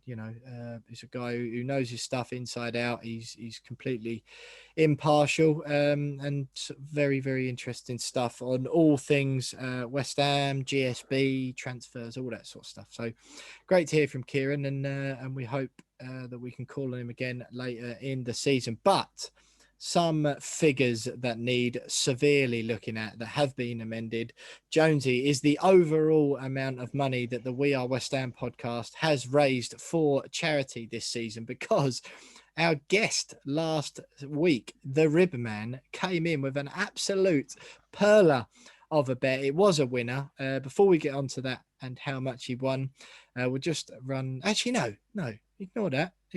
We'll go straight into it. Start with the good news. So the Ribman last week, Jonesy, what did he have? What bet did he have? What were the odds? And how much money did he win for the We Are West Ham podcast charities? Yeah, so for the Burnley game, the Redman had a 22-1 shot. So, a pretty big one. And we've had bigger this season, but it was a big one. West Ham to win 1-0. Mikel Antonio to score any time. And over 8.5 corners. And he smashed it out of the park. I think there was 11 corners in the game, so he nailed the corners. And obviously Antonio in the 9th minute, it was a bit of a tense wait throughout the rest of the game to make sure no one else scored, so he got it in. But 22-1 winner, which means £1,100 worth of profit split evenly across Bobby Moore Fund, DT38, Dylan Tom Beavers Foundation, and Islas Fight. So it's looking very, very nice, that little pot now. Absolutely brilliant stuff. Yeah, wonderful. Brilliant from Mark come on last week. He was a great guest, and absolutely wonderful for him to pull in a winner for us as well. Me and the lads weren't so lucky. So for the Burnley game, James had West Ham to win 3-0, Bowen anytime, and Antonio anytime. I had West Ham to win, Antonio anytime, and penalty to be awarded. Once again, I've missed out on the third selection, because tonight I had West Ham to win, Antonio anytime, and more than 8.5 corners, and I got let down on the corners this time. Very, very annoying indeed. And for the Burnley game, Tom, you had West Ham to win under 2.5 goals, and Bowen anytime. Both you back in Bowen last week, and he come up with the goods this week. Jonesy, run us through what happened on the West Brom game, because again, close. I've just said mine there. I only missed out on corners. There was 4 corners in the game, so I needed another 4 or 5 corners, I think, to pull in my 5-2 shot. But what did you and Tom have? So I had Bowen to score, so I got that one right. But I had West Ham to win 2-0 and over 8.5 corners like you. So I only won out of the 3. But you can imagine my excitement when Bowen pops up at the end of the first half. Prime opportunity for that to come in, but it wasn't to be. And Tom, West Ham to win, both teams to score, and Ben Rama first goal scorer. So that was done just at the end of the first half. But we're getting closer, chaps, aren't we? We are definitely edging close. So there's no bets this week because, as you know, the Doncaster game is in the FA Cup and the charity bets are only for the Premier League games this season. So we'll be back with our charity bet selection next week. Just a reminder to fans, you can follow and back our bets on the Betway website or app. Just go to the West Ham game that's coming up and go on pre-built bets, and under there you'll find the We Are West Ham bets, and it'll have my name, James's name, and Tom's name against the ones that we mentioned on this podcast. If you want to have a few quid on them yourself, then you're happy to do that. And lads, before we move on, just on a much more serious note, Isla's mum Nikki released a video the other night through Facebook and Twitter, basically giving some bad news about Isla. She's had a couple of recurrences, and they're asking for some more money again. COVID's obviously making the whole situation a little bit worse. Go to Isla's Fight on Twitter to see that full length video from Nikki. But she was saying, this isn't over. It's another tough time for Isla and for the family, and they were asking for some more money again. Their funds, they've raised in total around 600,000, but that's down to 160 odd now. Nikki was saying that sounds like such a lot of money, £160,000, but the solutions for Isla are either in New York or Barcelona, as it seems at the moment. She's got to go through another session of chemotherapy. Found a couple of spots, one behind her knee and the other one on her groin, so they're doing some biopsies and that sort of thing. And like I say, go to that video on Isla's Fight for that. But she is asking for some more money again. We're delighted with the amount of money that we have managed, the tiny small amount of money in comparison to the great work that other West Ham fans and football fans up and down the country have done to pledge to Isla's cause. So just a reminder that if you've got a few quid knocking around, do go over to Isla Caton, her Twitter account, Isla's Fight on Twitter, or you can just search Isla's Fight on Google and find the Just Giving page. And if you've got a few quid knocking around at the moment, because you're not going out as much or whatever it is, and you want to contribute to that good cause, Nikki has asked, put a pledge out and asked for, she needs some money now just as much as ever before. So, me and the lads obviously echo those sentiments. But if you have got any money at the moment, you can send that over to Isla. That would be great. And of course, your prayers, good wishes and messages to the family also help at what looks like it's going to be a bit of a tough time in the coming weeks and months for Isla and her family. So thanks for everyone. If you've already done it, if you've got a few more quid, do jump into that. But stay with us, because moving on from the Betway charity bets for this week, we're looking ahead. It's the FA Cup. West Ham in the 4th round. Doncaster Rovers at home. 3:00 kickoff at the London Stadium on Saturday. And the winner gets a trip to either Old Trafford or Anfield. We've got the opposition view with Glenn from the Popular Stand fanzine next.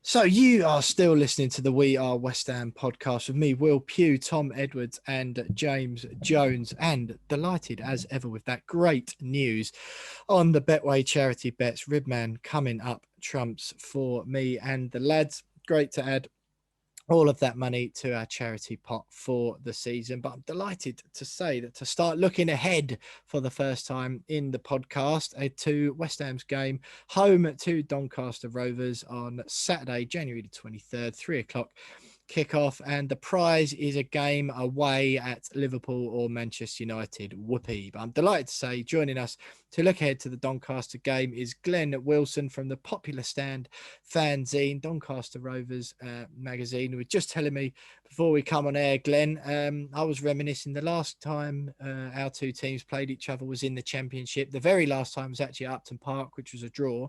But the time before that, a game that I went to and will fondly remember forever, because we got a Hummer limousine up to Doncaster for the opening game of the Championship season. Kevin Nolan got the winner in a 1-0 win. And you're telling me an anecdote about some sort of children's play area. Yeah, I think it was because it was August. There was some family fun area happening with a giant bouncy slide. And 1 minute I look at all kids on it. I turn around to sell a fanzine, turn back, and there's about 15, 40 plus year old West Ham fans bouncing down it, which to a lot of kids' annoyance. It sounds about right. Well, Glenn, Was that go Hummer on. still there for your journey back, by the way?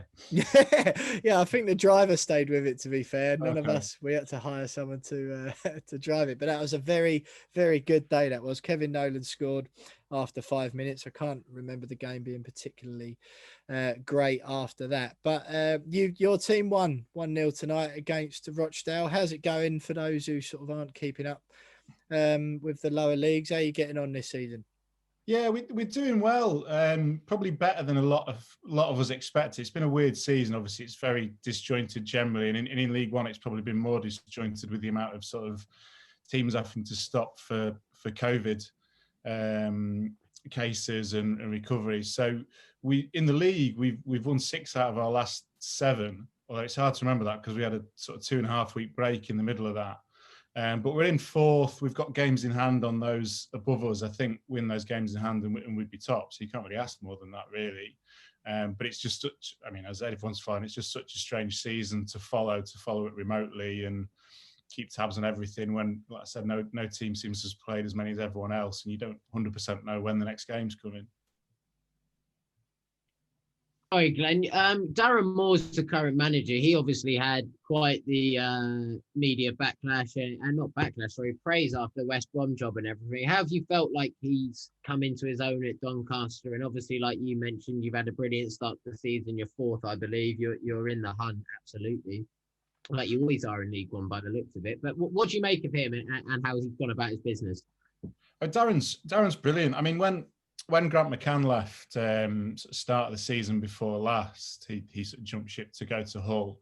There's a lot of talk as to who would come in. I think me and the other lads in the fanzine joked at the time that the dream ticket would be Darren Moore, Graham Jones, both having, the two met at Rovers and worked together at West Brom. Darren's a bit of a Rovers legend from the mid-90s. So he was someone that and was obviously a respected manager and coach as well. So he was someone that we were desperate to have and didn't think we'd be capable of getting a manager of his caliber. He's coming. He started. He had a lot of hard work when he started because Grant McCann had gone and a lot of the players from that team that had done well had gone and moved on as well. So Darren was almost starting from scratch in a lot of ways. We had a decent enough team last year when the season was curtailed, and he's built on from there. He's brought in interesting players that I don't think we'd have had access to otherwise through his sort of knowledge of clubs in the West Midlands, and his calibre as well sort of draws a lot of players in. I'm thinking like Matt Smith, who we've got in midfield at the moment, the Welsh international. It's hard to see that he would have come to League One to us without Darren Moore. So he's really building something. I think he's definitely got the fans on side as well, because he's got that cult hero status as a player, and he's just a very likable man. There's nothing really you can pick fault with. He's very honest in his press.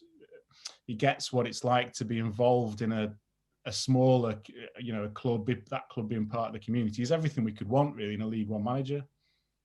Good.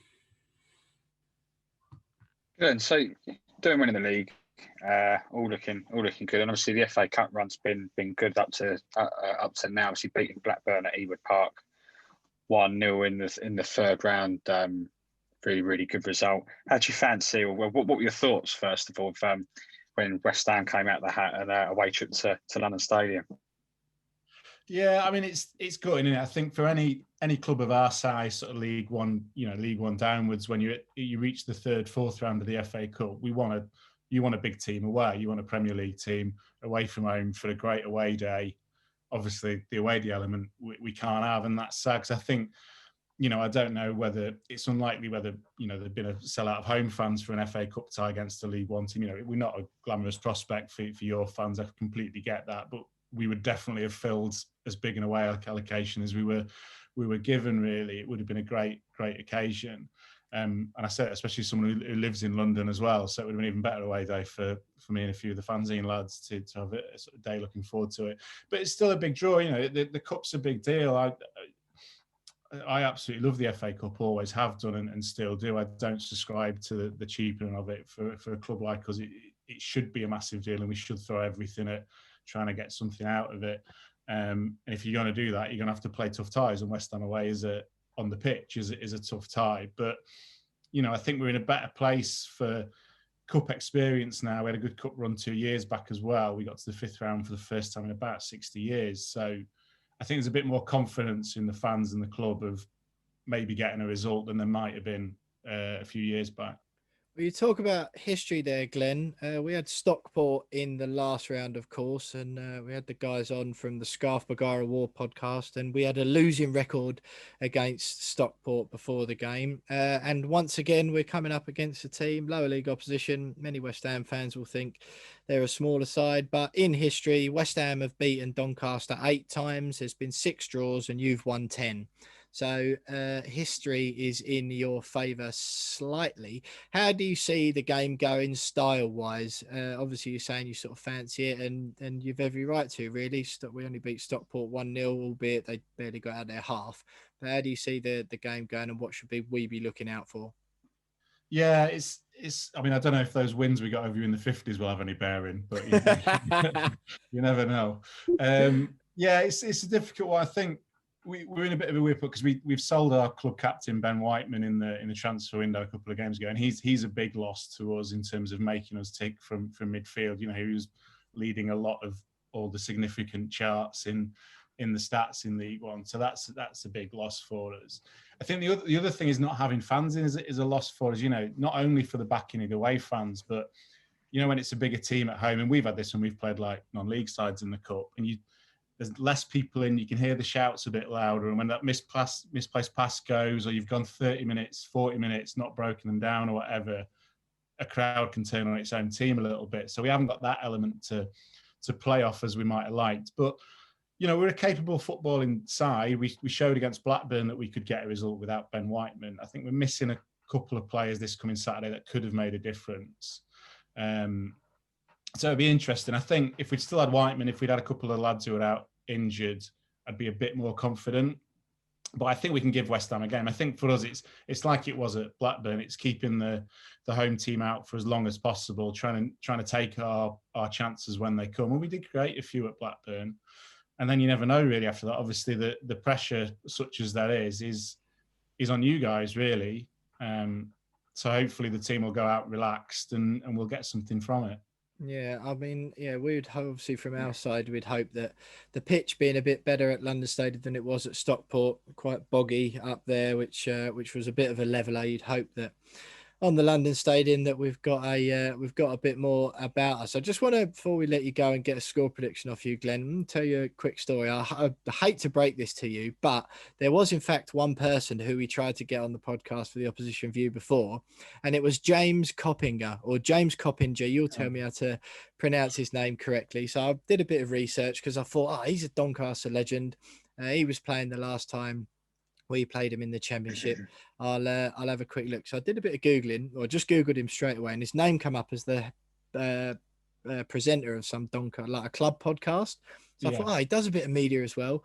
He might be up for that. So I emailed the media department and said, I'll have a word, and came back to me and said, I'm sorry, James has said that because he's not playing on Saturday, that he's not doing any media. And I laughed thinking, well, obviously he's not playing. The bloke's about 40. He must have retired at least 5 years ago. And he's actually still playing for you at 40 years of age. I was dumbfounded when I saw it.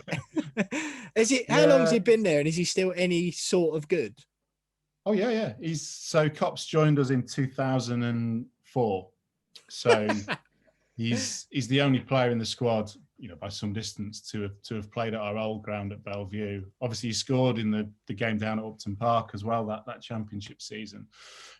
He's still a great player. I think he's got that benefit in midfield where pace was never a huge part of his game. He's a creative player, but he's never been like a burner fullback on the outside sort of player. He's a footwork and he's an intelligent footballer, and he can still do that. He's not featured as much as a lot of us would have liked this season. Actually, he was a big part of last season. He's played a few this season. He's been in and out a bit. I think he's picked up a knock last week. It was only his 40th birthday this week, so he's still, still quite Monday young. Yeah. But it is not. I mean, he's done a few things for us, for the fans. He's a really great bloke. So I messaged him a happy birthday message the other day and commented that it was a very conveniently timed calf strain for his 40th birthday celebrations. So. But yeah, he's still a great talent, and he's, as I said before, there's a few players that were without this coming Saturday that we'd like to have available, and he's one of them. His age is not a factor. He's been a key player for us throughout his 30s as he was in his 20s. Yeah, absolutely incredible, that 40 years of age and still playing. Look, Glenn, it's been an absolute pleasure having you with us. Before we let you go, give us a quick score prediction for Saturday's game. London Stadium, West Ham v Doncaster, 3:00 kickoff, 4th round of the FA Cup. Oh, I didn't know there was going to be a prediction involved. I wouldn't have said yeah. I'm going to go 1-1, and then it's a free-for-all on penalties. 1-1 and a free-for-all on penalties. I don't think that's Nice. what we would like at all. James and Tom, before we let Glenn go, what are your predictions? Jonesy, I'll go to you first. Definitely don't want a penalty shootout because we're not very good at those. History says that if it goes to penalties, Doncaster will win that. But no, I'm given the form we're in, and given that our lack of squad depth, I think we'll be forced to play a relatively strong side. I think it's not going to be a walk. 2-0. 2-0. Tom Edwards, what are you saying? I've still got flashbacks from when El Hadj Youth and Doncaster turned up to our place under Allardyce, and I think they drew 1-1 with us. So I think it's going to be a grim day. I'm going to say 2-1. I think we'll just nip it, but I think we'll get a big scare and everyone will be loving it for about 30 minutes and then we'll turn up. Absolutely. Well, you know what? I fancy us. I think on our own patch, a couple of good results, full of confidence, even though we haven't got a striker. I'm going to go for 3-0. But Glenn, absolutely brilliant to have you with us. That's Glenn there, Glenn Wilson from the Popular Stand fanzine, all things Doncaster Rovers, looking ahead to that game on Saturday at the London Stadium. But stay with us because next up is Name That Game.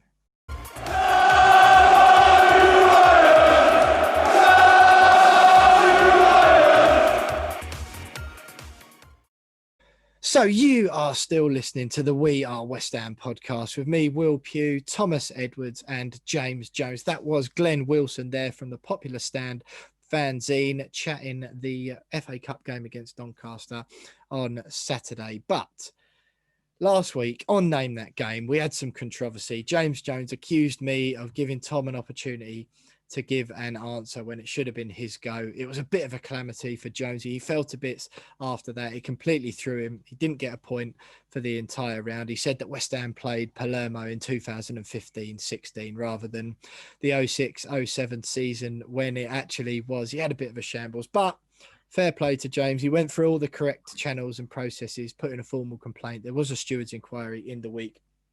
And I did make a mistake and gave Tom the opportunity to answer a question for the opponent rather than James. So what I've done, I've struck a point off of Tom's score for last week. And James and Tom have now got the opportunity to battle for that point as we speak. So, boys, just to run you down what's going on, basically, the West Ham Palermo game at Palermo was the game that I did last week. So what I'm going to do now, I'm going to give you both a chance. James will be going first, and you'll give me one player each who started that game at Palermo. So James will go first, then it will go to Tom, then it will go to James. The first player to get one wrong is the loser, and the other one gets the point on the overall scores for Name That Game. Is that clear to both of you? Just for West Ham, sorry, just started the game for West Ham. Just West Ham only. Yes, I need it can be any position. You just need to give me a player who started the game. So this is the away game. Yeah. 1-0 defeat in the 3-0 defeat in Palermo. So James Jones, like I say, you're getting the advantage because I was more unfair on you last week. So one of the 11 players who started in Palermo on the 28th of September 2006. James Jones, please. I'm gonna do so badly at this. going to say Nigel Rio-Coker. Nigel Rio-Coker is correct. Captain on the night. So, James, that's 1 for you. Tom, I need any player who started from that night, please. Javier Mascherano. Javier Mascherano is correct. It goes back to James Jones.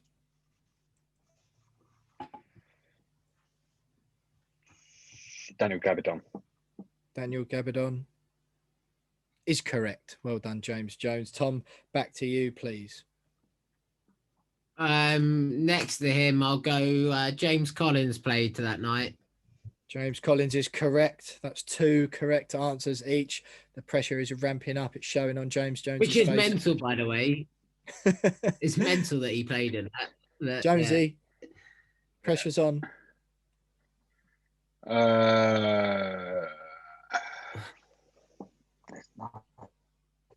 He played. I'm gonna say cast. Can you repeat that, James? Sorry. Carlos Tevez. Carlos Tevez is correct. James Jones, well played. Thomas Edwards, an answer from you, please. Next to him, I'll go. I know he was there at the time. Carlton Cole. Cole is correct. Tom Edwards makes it 3. Oh, the tension in the Zoom call tonight. You could break it with a knife. James Jones, 3-3 so far. You've got 5 players left who started on that night. Name, please. Man, why is this so difficult? It is hard. Just trying to remember. Like, no, my mind has gone completely blank. I'm going to say Robert Green. Robert Green is wrong. James Jones has lost the point. In goal on that night was Roy Carroll. The full 11 was as follows: Roy Carroll, Danny Gabidon, Paul Konchesky, Jonathan Spector, James Collins, Javier Mascherano, Lee Bowyer, Nigel Rio-Coker, Carlton Cole, Marlon Harewood, and Carlos Tevez. So the scores remain as they were at the end of the contested round last week. So which puts Tom Edwards out in the lead. We've got a new leader finally on 23.5 points. James Jones on 23. Me still floundering at the bottom with 19 points on Name That Game. So I'm glad we've put that one to bed. And James Jones, please take it away with Name That Game for this week. And we've got 8 minutes, 44 seconds to fit this in to section 5. Okay, so today's first clue, which is the interesting fact or stat, is the 2 players who scored in this game also played today. Tuesday night. Very good. Tuesday night. I like that a lot. 2 players who scored in this. I'm going to go for scoreline 3-1. That is incorrect. Oh. 2 players today. Oh, I couldn't guess. 2-0. Incorrect. Oh. So what was the scoreline, James? The scoreline was 2-1. Oh, blimey. Right. Okay. Opposition goal scorer. I haven't got a clue. Jamie Vardy. Well, he didn't play today, did he? Incorrect. Not Jamie Vardy. Opposition. Hal Robson Kanu. Hal Robson Kanu was incorrect. Right. Okay. So the opposition goal scorer was Felipe Coutinho. Go. Yeah, me. Well, it is your go. 1 West Ham goal scorer, please. Angelo Ogbonna. That is correct. Yes. There we go. Correct. Stadium. Upton Park. That's correct. Will, opponent. Opponent was Liverpool. That's correct. And the season. 2015-16. That's correct. Tie break to me for the actual year, yeah? It needs to be the actual year. No. No, because if it's FA Cup, everyone knows it's that year. If I've given it 2016. No. 2016. No. If Will's on the other end, if it's the FA Cup and the year's given, the FA Cup has never in the history of the competition ever taken part in the 15. So therefore, that cannot be the tiebreak question. Yeah, I might not have known it was the FA Cup. You're assuming I knew. I just remember us beating Liverpool. I didn't know it was the FA Cup. But as I was the first one to answer, per the rules, it's 2016, I think, James. Just say the FA Cup. James, is it 2016? Wait, but I swear someone said the FA Cup before that, so we'll have to. James, it was 2016. There you go. You know the rules, Jones. Stewards again. Absolutely no stewards there. The person who gets the first correct answer right in the actual game gets to answer first in the tie break. As we all know, I didn't even know it was the FA Cup until you said it, Tom. But as you did, 2016, absolutely brilliant win for me. So Jonesy, can you give us a quick update on the overall scores after that? Yeah, so I'm just updating them now. So Will, that takes you to 22. I'll take that. Which is just one behind me on 23, and Tom extends his lead at the top to 25.5. 25.5. Impressive stuff. That might have to Tom, just everyone at home, Tom's absolutely peppering the Zoom chat, which we only use for off-air instructions, just to let each other know who's asking the next question, etc., etc. Tom has absolutely peppered it with stewards, FA Cup mention beforehand. Tom Edwards not having it at all, but for once I think we are actually safe with the way Name That Game went. Then to stay with us obviously next week, because we'll have another installment. Tom Edwards has extended his lead at the top, but things are getting a little bit tighter, which is great. So stay with us on tonight's podcast, because next up we've got Catherine Batt, to sports journalist, WSL expert from the Daily Mail, to cover the West Ham women.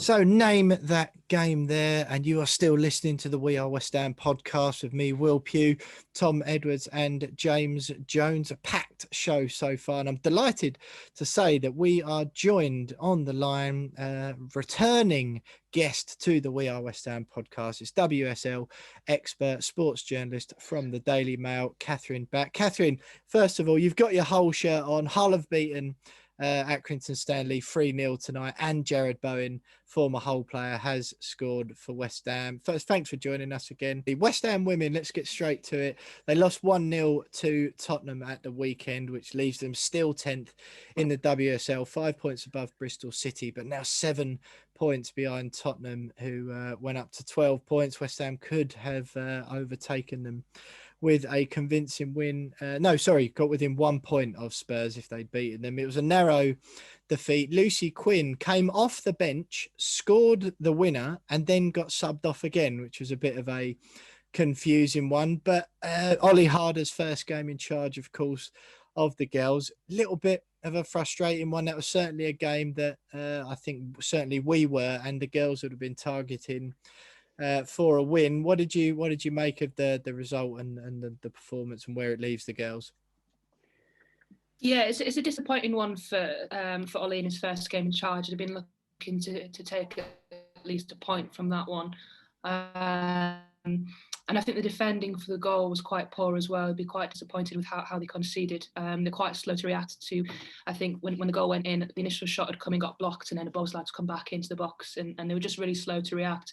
And that's something obviously they'll have to improve on going forward. I think, but judging by the game, they're trying to implement this kind of pressing style of football, which is quite popular at the minute in football, and that's going to take time for them to perfect that, to get that right.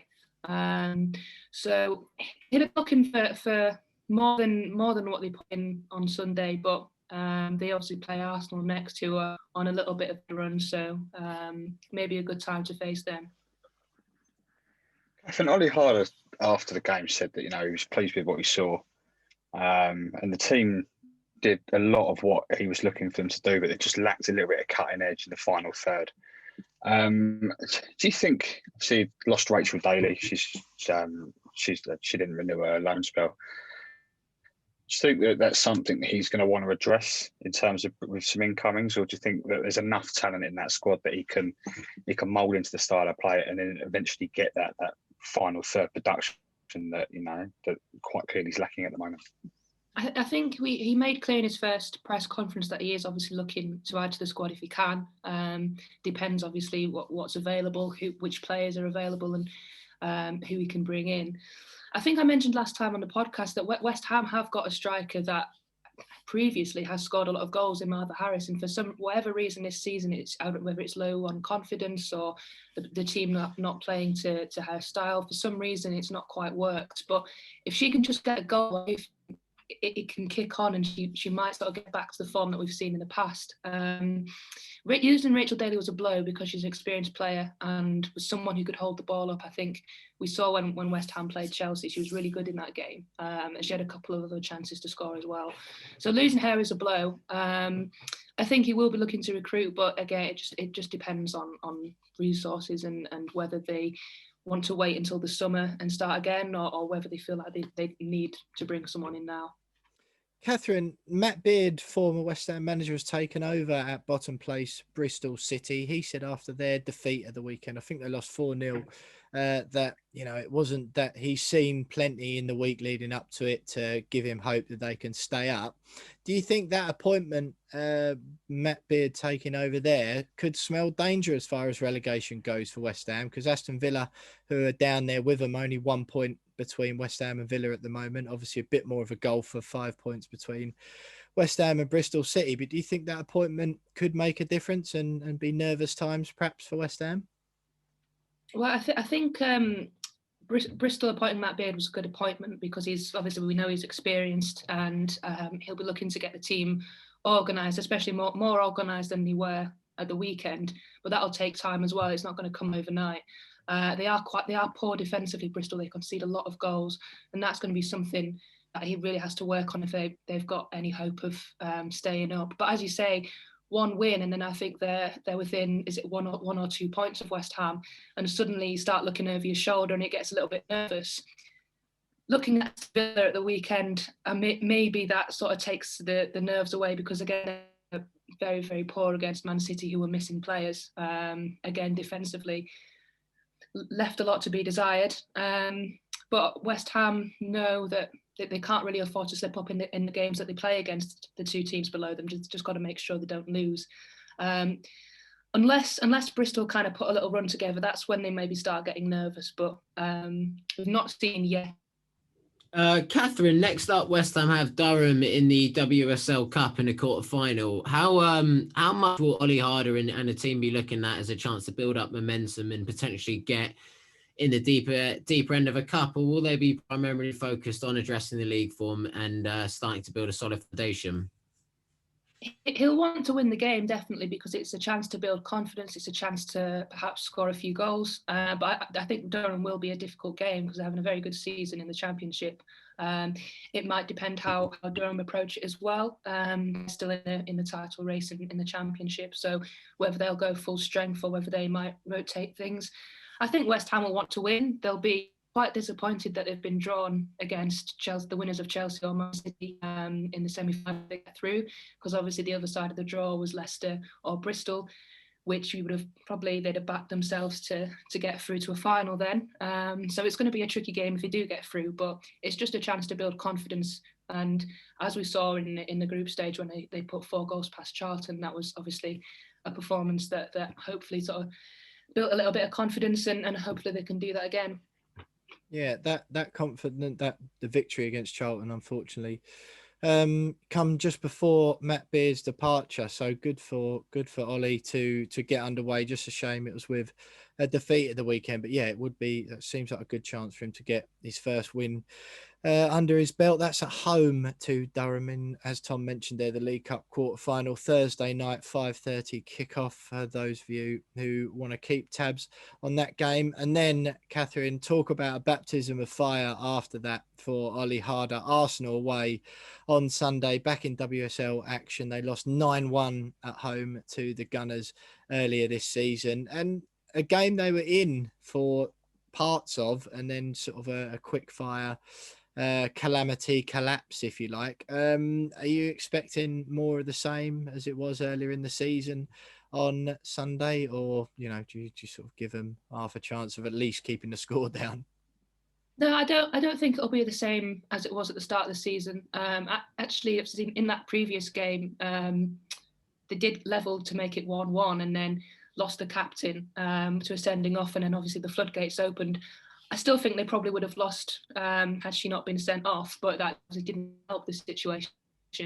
But I think West Ham will still have a lot of scars from that game as well. It was on TV. I think everyone was watching. It was Matt Beard sort of laid into his players after the game, and they'll have a lot of bad memories from that one. So they'll be desperate to put in a better performance. As I was mentioning earlier, Arsenal are actually not on a great run themselves. They dropped points against Reading, low on confidence. They had that Dubai controversy that a few clubs had. So perhaps maybe a good time to play Arsenal if there ever is a good time to play them. It could, of course, work the other way if Arsenal really need a result and come out firing. But if it's going to be a good time to play them, I would say it's now.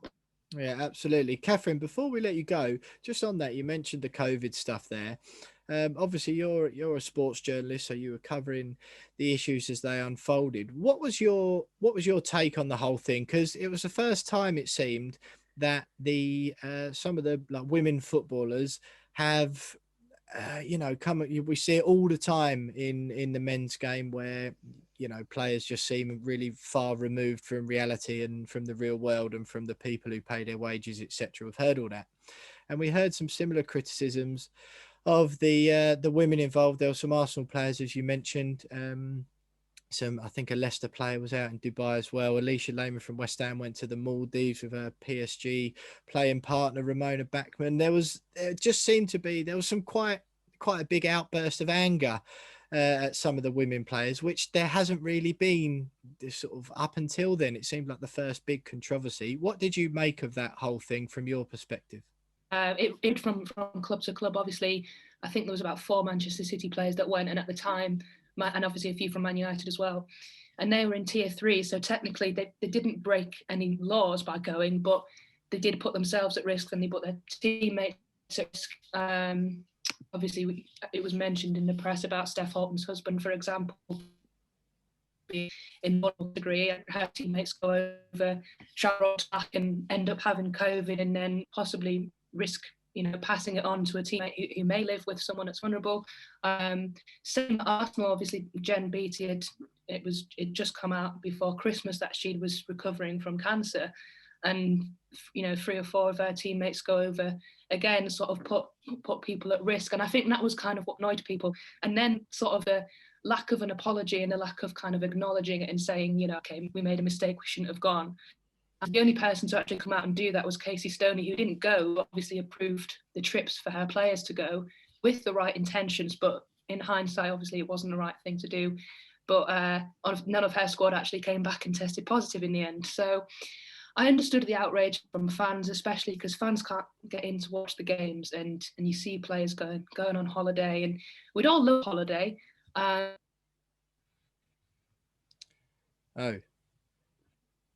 So Catherine's just ducked out. I think we've got you back. Catherine, are you good?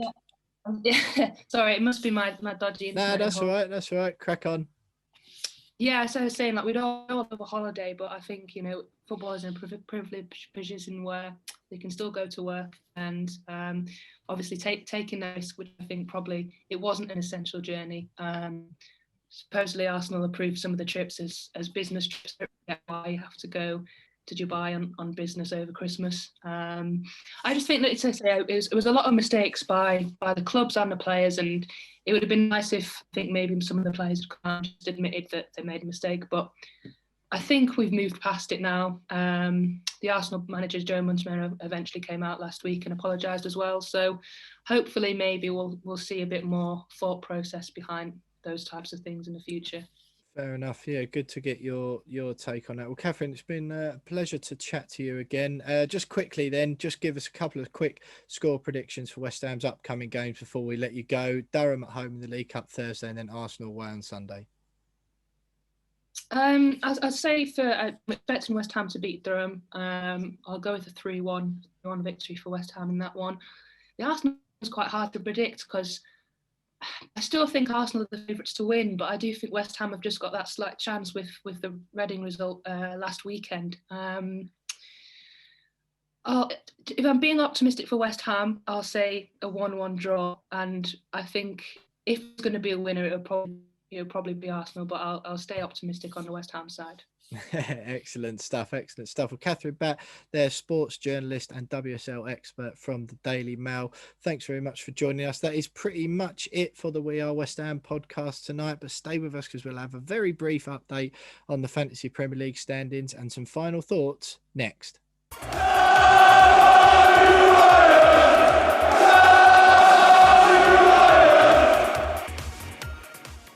So that is it for this week. What a packed show that was. I hope you enjoyed that podcast because I think we packed loads into that tonight after the victory against West Brom, which is brilliant. Just a quick Fantasy Premier League update. We're obviously in the middle of a double game week at the moment. So just some brief points updates from me and the lads. We'll go into it in more detail next week.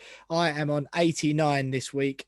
Double game weeks for Aaron Cresswell, Michael Antonio doing me a favour. Also triple captain Kevin De Bruyne. So fingers crossed he does something against Aston Villa to keep that tally up. Jonesy, what are you on for this week so far? Currently on 78. Also brought in Antonio, who's done very well, and Sue Fowler as well with the assist tonight. It's bumped me up some points, so I've got 78 points so far. Lovely. Tom, what are you on? I am on the lowly 47, but I've got 10 players left to play, so I've got 10 game weeks left to play and a triple captain, so I'm in a good spot. You've triple captained this week as well? I've triple captained Bruno Fernandes away at Fulham. Fingers crossed. I've got 9 points for his actually, I'm on 53 points because his triple captain hasn't come in for the Liverpool game, but fair play. He's got the comeback for Fulham.